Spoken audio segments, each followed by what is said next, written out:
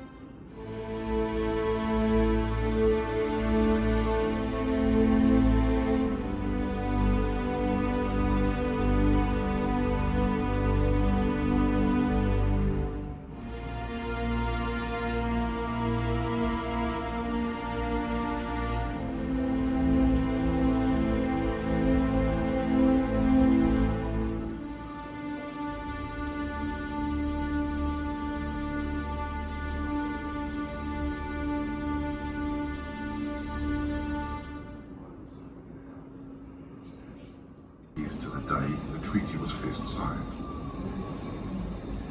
That day became a national focus for celebration a few years later in New Zealand's 1940 centennial event.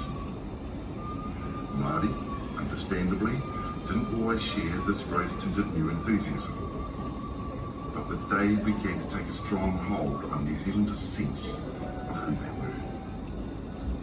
Despite these steps forward, land loss, which had never really stopped, was further threatened with the 1967 Māori Affairs Amendment Act.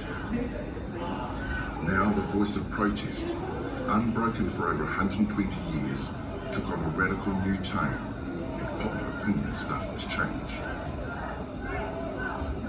Huge global anti-racism, environmental and social justice movements that started in the 1960s and 70s inspired a wide range of New Zealanders, particularly the young, to start examining their own history with a more critical eye.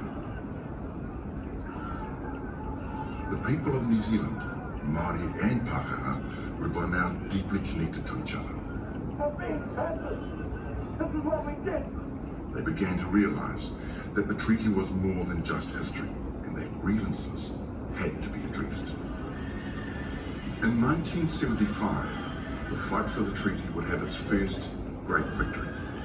A land march took place from the top of the North Island to Parliament. At its head was 79-year-old Whenakupa, a Māori leader from Hokianga.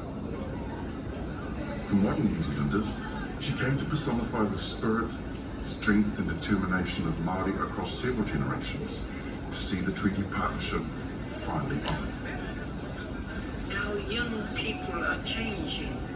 They are following the old people around to get all the knowledge of the past so as to stand